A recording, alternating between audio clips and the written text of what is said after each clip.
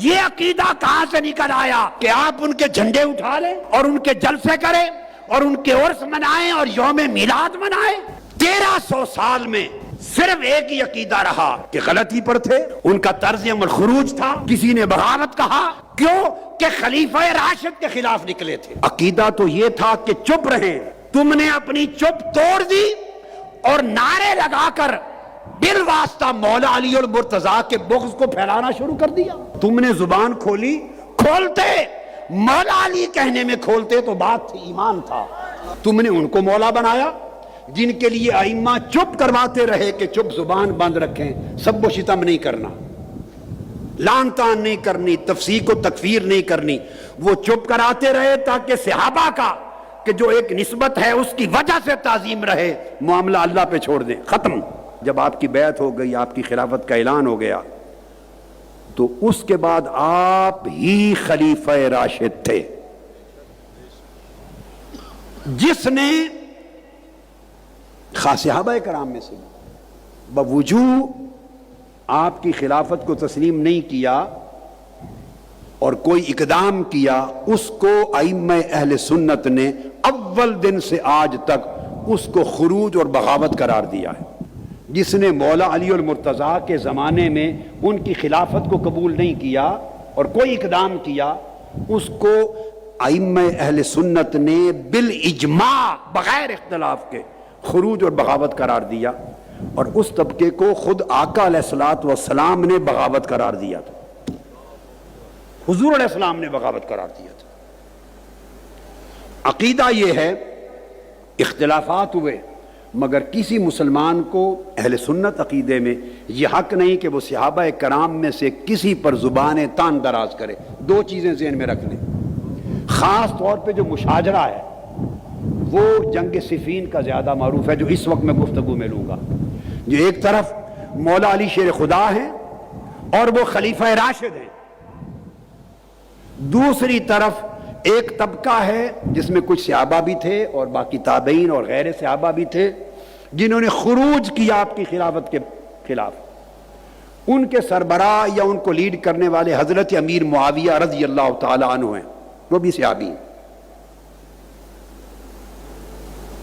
اب سن لیں، حضرت امیر معاویہ رضی اللہ تعالی عنہ کہہ رہا ہوں، صحابی ہیں۔ اہل سنت کا 1300 سال میں یہ عقیدہ رہا ہے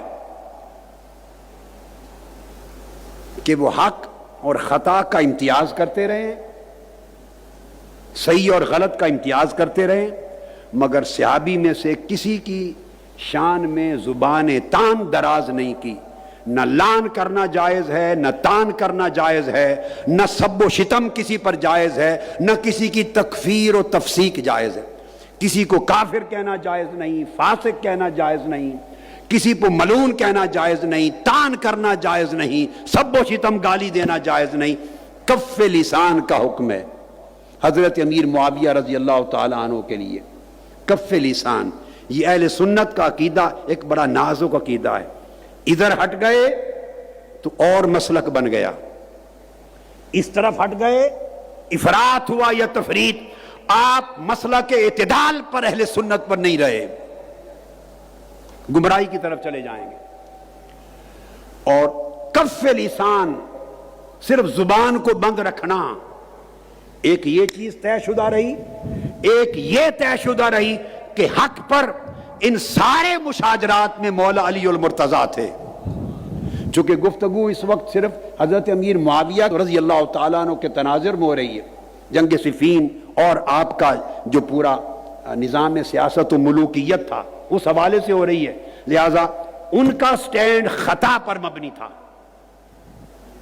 وہ خاطی تھے، ان کا موقف درست نہیں تھا۔ اور فقہا نے اور ائمہ اصول الدین نے اپنی تمام کتب اہل سنت کے اندر ان کے اس عمل کو، اقدام کو خروج اور بغاوت تک کا لفظ لکھا ہے، خروج اور بغاوت کا لفظ لکھا ہے۔ کسی ایک کتاب نے بھی ان کے عمل کی توثیق نہیں کی۔ میں 1300 سال کے ذخیرہ علم کی بات سند اور دلیل اور حجت کے ساتھ کر رہا ہوں۔ ائمہ اہل سنت میں کسی ایک نے ان کے طرز عمل کی توثیق نہیں کی، اس کو درست نہیں کہا، اس کا دفاع بھی نہیں کیا، کسی نے دفاع بھی نہیں کیا، نہ ان کی شان میں کسی نے کلابے ملائے، نہ کسی نے قصیدے پڑھے، نہ ان کے لیے جلسے جلوس کیے، نہ ان کی شان میں ترانے بلند کیے، نہ ان کے جھنڈے اٹھائے، نہیں۔ 1300 سال کا اہل سنت والجماعت کا ذخیرہ علم متفقہ، جس پر اختلاف نہیں ہے، میں ذمہ داری سے کہہ رہا ہوں، کتاب